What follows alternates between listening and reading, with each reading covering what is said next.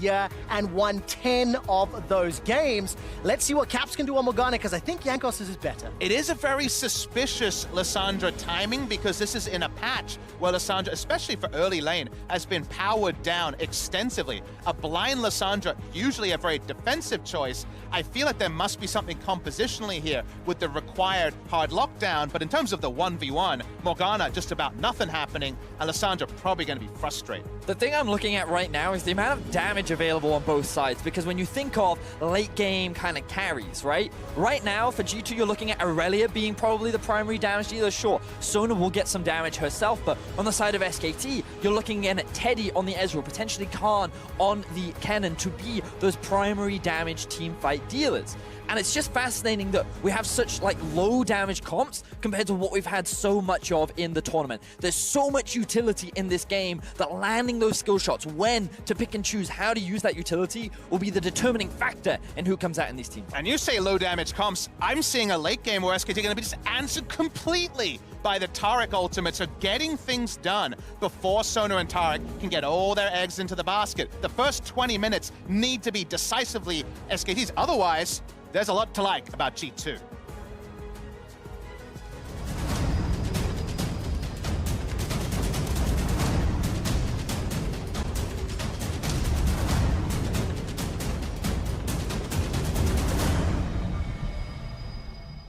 And welcome back! You're getting a glimpse of the MSI pedestal just a moment ago, where the winners of this year's mid-season Invitational will have the trophy displayed with their name for at least a month after the event. It's going to be a very hype, and we need to see whether or not SK Telecom or G2 Esports will have a shot at the title. G2 with a creative start. Mickey is sitting in the top. Now, the one thing that G2 have not done throughout the group stages of MSI is showcase any kind of special level 1 strats, which they brought out in the final against Origin and caught them off guard. But it's SKT with the leading level 1. And oh, that's a flash forward! I did not anticipate that from Teddy, and already on the board, SK Telecom. And this is so important, because remember, the only Sona Taric game we had in group stages was the big level 1 where SKT's bot lane lost summoners and then found it hard to lane. Now, it's not quite Draven levels of lane pressure from the Ezreal, but a first blood, a welcome start, and that's going to be a Sapphire Crystal to open the lane for the Ezreal. Getting that much closer to the early tier for the Ezreal, and a really great way to kick this series off for the side of SKT. Big blunder there from Perks, being isolated by the blue buff, very quickly gets punished. All right, so let's see what Sona and Taric can do. All of a trouble. sudden, though, now Marta's actually replied, so that's a flashless bottom lane for SK Telecom. Marta's going to turn this one around. He's sitting on the Ignite. Keep that in mind if any fights break out. But suddenly, if you're Jankos, you're thinking of how can I path around to keep bot side protected? Because right now, both of your laners, who one of them is going to be walking up and harassing in the Sona, the other one a melee champion last hitting in the early game in the Taric, and now down their flashes. So if Clid can set up anything bot side, very difficult for Mickey and Perks to react for the foreseeable future. Clid decided to start on his red buff and actually path up towards the scuttle. So right now he's looking to get some control over the top side of the map, as all of his laners look to have early priority, having the push in bot side, the push in top, and Lissandra already pushed in mid will allow Clid to actually secure what looks to be a 3-buff start. Yeah, very good starts, and that's a terrifying sign for the best performing jungler at the tournament. In Clid, he has secured that red buff. You can see a response from Caps, who's playing his first ever professional Morgana game, by the way, and it's just the chickens for Jankos. But Jankos awkwardly started Sweeper to spot if there was topside vision, and it was just a hair's breadth outside of the Sweeper radius, so that means he doesn't know that he's been completely spotted on the top side. SKT very active in the level 1 warding, and that means that G2 are boxing with shadows a little bit when it comes to these map movements. Yeah, SKT, they have full control over this early game. They have 3 pushing waves. They've already invested good early vision into the river, and this is something we see SKT do a lot in the early game. They want to see when the enemy jungler is looking to contest, and speaking of junglers... Oh, Marta and Jankos, they're going to be trading here. Here comes Clid, though. flag and drag is available. Won't get the knockup. Jankos defensive flash. Teddy connects with a Mystic shot, and now Caps has made his way. Looking at Faker, he's coming in behind Caps, and he's going to find him. Gets the route down. The flash is interrupted by the Black Shield, and Caps doesn't flash defensively. SKT are up 1,400 gold. We were talking about how they had to play on the front foot because the scaling of G2 is a bit of an inevitability, and SKT keep walking up, and it started with Mata going for a second face check. This time, though, able to get another kill, and all Caps can say is he holds onto his flash, but not his life. SKT once again pushing this early game advantage even further and further ahead of G2, and it just feels like very simple mistakes coming out from the side of G2, and a lot of props to Clid once again reading the enemy jungler and being there to support this SKT in the early game. And interestingly, if you kind of step back and see how this game is washing over you, my kind of feeling from it is that G2 are kind of surprised to see Sona Taric up and a default into something that's worked for them in the past, but SKT, from their active level 1 towards their pathing, seem to have much more of a strategy to play against it than honestly they did playing with it. Well, take a look at this. Teleport coming to the bottom lane. Perks has channeled it already. Caps has made his way down. Remember, it's flashless Mata and Teddy, but it's Jankos that's in trouble. He can't kill Mata. Now G2 are retreating. They invested teleports from mid and from top, and it backfires. Indecision comes out from G2. We saw the Taric stun sitting on top of Jankos, but he hesitated. He backed off for a second. They missed the stun and then decide to commit anyway. SKT were waiting for that overextension because the moment it happens, Faker's TP comes through, Clid arrives in the nick of time, and immediately SKT find themselves with their third early kill of the game. And that clarity of those calls, I think, is on full display. Vedius could catch there because right now it's just another TP that comes in instantly that punishes Jankos when he finally does decide to go aggressive. In the meantime, Khan and Wonder have been very isolated, but if you remember, there was wards and Clid path around topside scuttle, so the Kennan's happy to walk up and freely get Klepto procs. He's not respecting enemy ganks. Yeah, definitely not. And as it stands, G2 Esports are down 2,000 gold. Now, I do want to remind everybody that G2 Esports did fall behind when they ran the Pyke into Khan's Jace. And it was mid-game skirmishing, as well as Pyke's passive, that really helped them get back in the game. G2 cannot afford to fall further and further behind because they need that time to scale. I mean, the difference between that game and this game is G2 don't have a composition that's built for those mid-game skirmishes. They're going very much on the scaling teamfight angle, and with the fact that SKT have this kind of a lead, it means that they're better set up to force those fights at a point where they are stronger before G2 can really contest. And of any team at this tournament, you definitely look to G2 to say, in the mid-game, what tools do they have to rewrite any level of poor early game and be super decisive at map rotation and picks to turn the game around? And I take that point with the Sona Taric, with the more predictable comp. It's definitely a little bit more straightforward for SKT to interact with. Maybe that's the reason the Sona Taric was left open. All right, take a look at the mini-map. Fake is already roamed up. Thank you, observers. This is a 3v2 in the top lane. Caps will be late to the play. Here comes Khan. Vanguard's edge is down, and the slicing Maelstrom deletes Wonder from the map. Now Jankos is being run down. Clid gets an auto off before he runs away. Khan decides to engage. The little Electro Hamster's running forward, but he can't quite chase Jankos down. Caps will not be able to thread the Dark Binding through the minions, and it's another kill to SKT. Big role reversal to that first game between G2 and SKT. First roam going to Faker. What defined, to me, the mid lane matchup was the Faker was staying mid, farming out, and Caps was on LeBlanc. He was on Rise. He was making those first rotations. Big change this time for SKT. And this time around, it was Faker who has priority in the matchup. He is the one that is able to wave clear first and move with his jungler. They set up the wave beautifully, and SKT execute what was a very clean dive. They get the flash out of Wonder to boot. You can also see on the minimap, the Morgana is just too late to join the party. Wonder actually flashes out of turret range, and even though Faker is taking all these shots, he knows that he can buy time for the rest of his team to find those kills, and they can juggle this aggro beautifully. These first rotations are definitely a product of those early wards topside and then a control ward that has only now been cleared out around the red buff for G2. So nice capitalization from SKT, but just again to confirm expectations, we really see a lot of late game scenarios that G2 win from the power of Sona Taric, both vision setup and team fight. Therefore, SKT need to continue this. It's never enough until you explode Sona and Taric's next. And it's so important to see SK Telecom continue to adapt. Seeing Faker roaming first, which is something he didn't do against Caps. Seeing 4 kills on the board for SKT already, they're ramping up the tempo. And I've got some numbers just to show you. LCK teams, on average, their kills at 15 minutes. If you go back to MSI last year, average 2.2 kills at 15. they escalated a little to an average of 3.1, and this is the year their career to its level underperformed. And now at MSI, 4.6 is the aggregate for And it's actually a counterpoint also to the regular season, where SKT were still playing the largely LCK killer style and going for much slower games.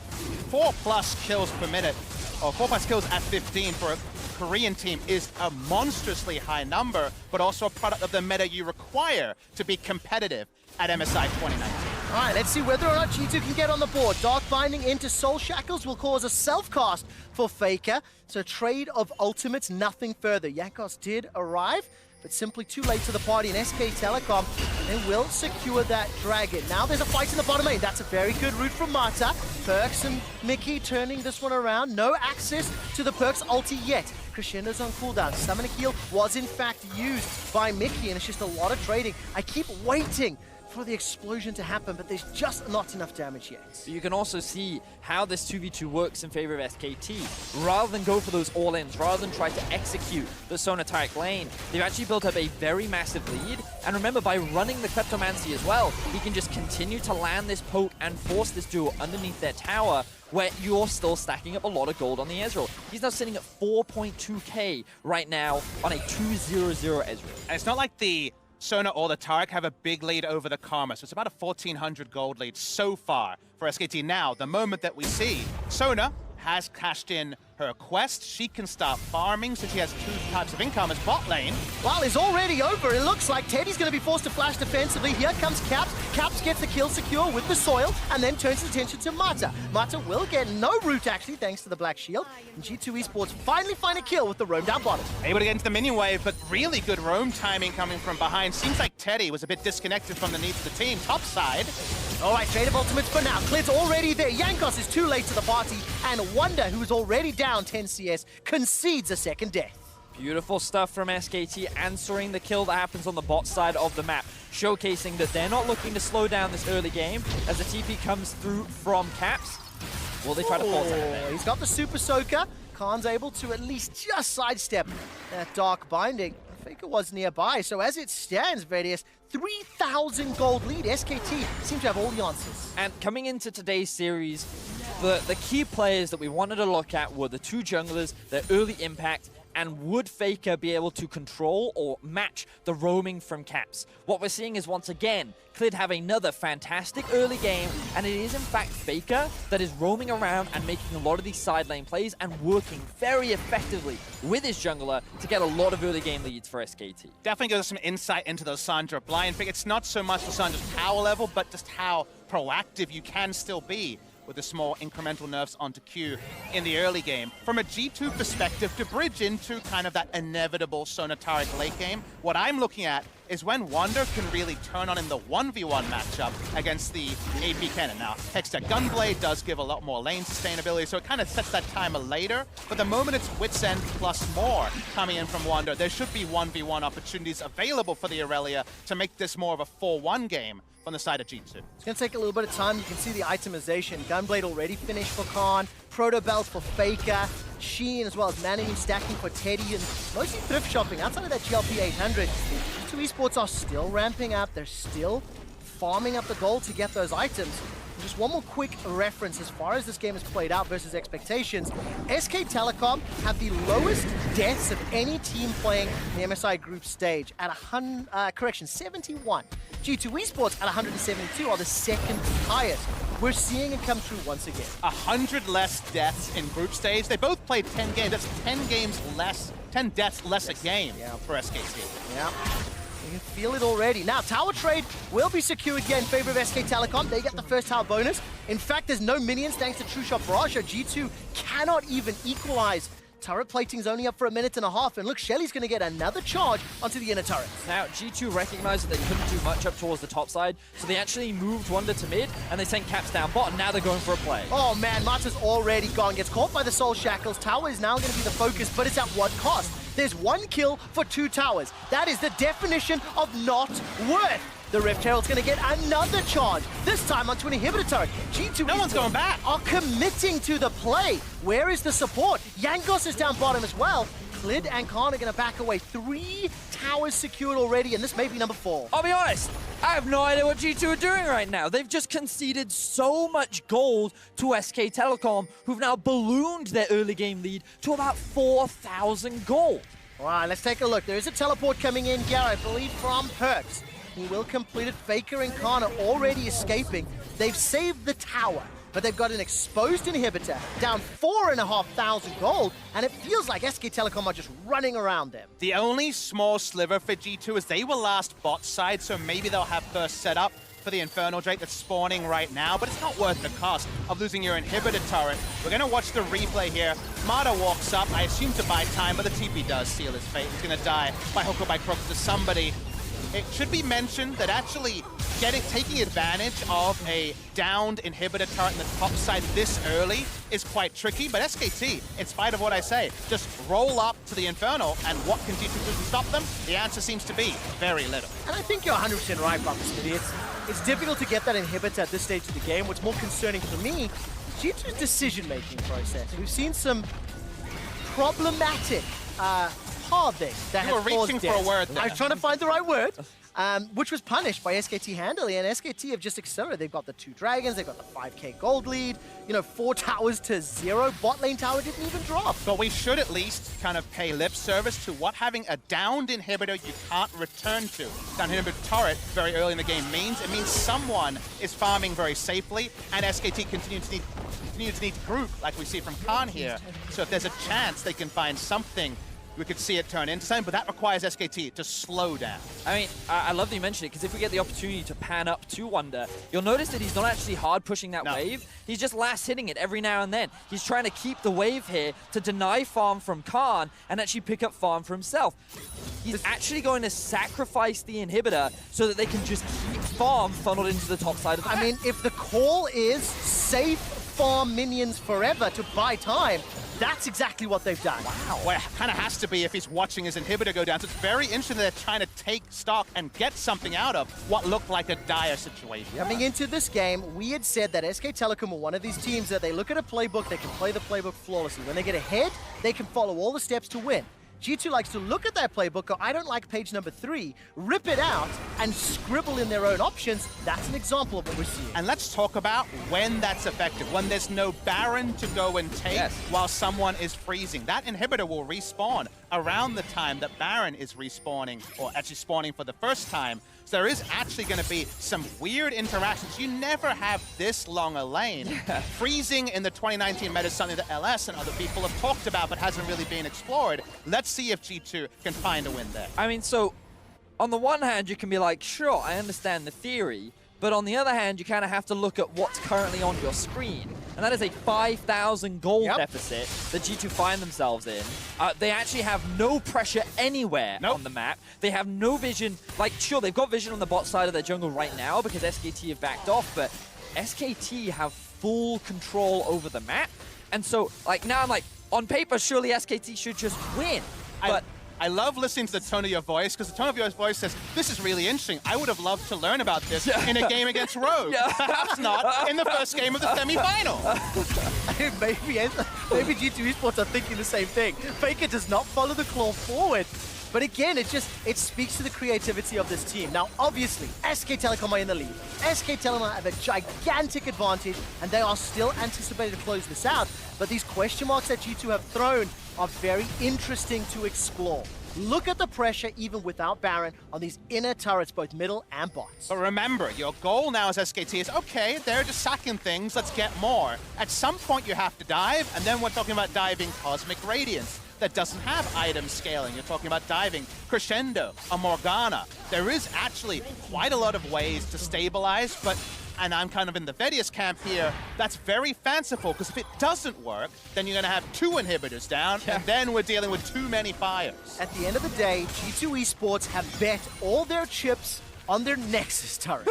They have gone it's all 17 in. minutes in, Trevor! Exactly. They have gone all in on saying, you can have the Rift, we'll have supers in the top lane for a few minutes, and we just need to see. I mean, at the end of the day, again, This is up to SK Telecom to break open those other lanes, and so far they're doing it flawless. I mean, if I'm SKT, I'm not worried right now. Sure, Wonder is getting You're farmed on the top side. at least. Yeah, I'm suspicious. I'm like, what are G2 doing? But at the same time, I'm thinking to myself, all right, well, you know what? Baron spawns in about 2 minutes. Our Baron taking isn't the fastest, but at the very least, we can force them to come to us, and if they leave their base, then we're in a much better position. Look at us. We've got Trinity Force. We've got the Manamune complete. We got 2 items on our Lissandra. We're really strong. All we got to do is find one fight right now, and we pretty much win the game. And when you look at the timers, 1.5 for Baron, 45 for the next Drake, which is an Infernal. And obviously, for the first time in a little while, G2 Esports are pushing that vision line. Look at the roll, the line of control wards from red buff down to blue buff. Observers obviously highlighting it as Jankos starts to back away. For the time being, SK Telecom are now setting up their Baron vision.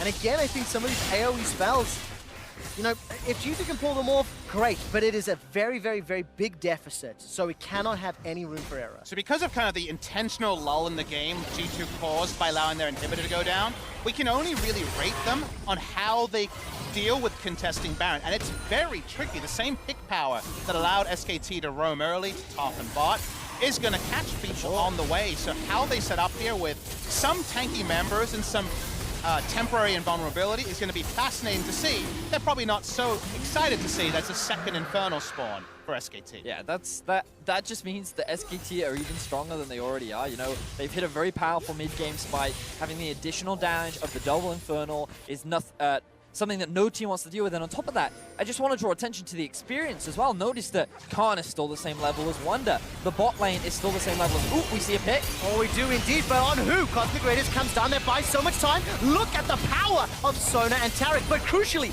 those ultimates are not available. If SK Telecom keep pressuring, then there's trouble for G2. True Shot Barrage forces a defensive retreat. The tower falls in the interim, and Caps is finally leaving top lane. He finished his recall, now the inhibitor turret's under pressure. Teddy is so strong, has Ardent Sensor on top of 2 items. They're not looking for the Baron at all, and Wonder's coming from the flank. All right, the Dazzle will not find a target. G2 are so low. Jankos has got to be very, very careful. Wonder fencing his chances. Already gets one. That's a second kill for G2. Vanguard's it buys some time, but look at Teddy. He's flashed away to the right. Faker is down, taken out by Caps, but at what cost? Here comes Clid. Dragon Strike as well as the Karma Q picks up a kill. Now Teddy's running onto Perks. He's got double buffs available. But look at the power chords from Perks. He's in so much trouble. Instantly taken down by Teddy. It ends up being a 2 for 4 in favor of SKT. It's not done yet. The ace is available. Caps throws out the Super Soaker. Dark Binding as well as the Tormented Shadow. He gets taken out by Faker though. And this is a one-sided fight in favor of SKT as they secure the ace 20 minutes into the game. But Teddy's so greedy to kill the Morgana, they're not actually going to get an inhibitor from this play. They get 2 inhibitor turrets, but he just chased for a further kill on Caps, and that does delay what may now be a turning point for G2. But we saw SKT just group and force the fight. They said, G2, you have the challengers, otherwise we're going to keep taking these towers. And once you lose this mid-tier 3, Baron is just ours for the taking. So G2 finally decide to go for the fight. Wonder tries to go for the flank. And while initially it looked quite positive for G2, you then, as the fight progressed, saw the gold gap between the two teams. They just couldn't keep Teddy accountable on the side of the fight. They could only deal with what's in melee range with them in the front and the dazzle range, and unfortunately Teddy is doing nuclear levels of damage right now. But the map reset doesn't actually gain SKT anything other than having to siege onto a turret. They don't down any inhibitors, so actually G2 can push out and contest what may be the kind of clincher for this game in the Baron that SKT will no doubt be looking for. So Papa Smithy, after seeing G2 play out that fight, looking at the investment that SKT have had to make, execution is calling for Clid, QSS for Teddy. Now Teleport will just about finish. No, it does not. Wonder will go down. Do you think this is a positive sign for G2? That additional gold investment? Okay, not Wonder. Question before he's dead, buddy. You know, and seeing that G2 still have some teamfight prowess, but the gap just feels too big right now. You definitely understand the on-the-fly shot calling, but it's fanciful rather than intentional. You never want to choose to give up an inhibitor with that little pushing on your own. So you see the genesis of it. The result, though, let's see. All right, Dark Binding will tag out Faker. He's dropped pretty low. Khan's spell shield will get popped, and Teddy is putting pressure in the mid lane. Look at those Mystic shots. Very good sidestep from Mata. He gets out of range, of that Dark Binding, and G2 have defended the bottom turret. That's right, SKT are looking for a third inhibitor turret rather than a Baron start or taking an inhibitor. So again, SKT net neutral. After 2 times we've seen them get what on paper was another match-ending victory. I legitimately thought that they would just immediately go to the Baron there, right? Rather than try and force down these inhibs with a numbers advantage and with many of their ultimates still available, I felt like they could have forced it, but instead they decided to just keep the pressure in.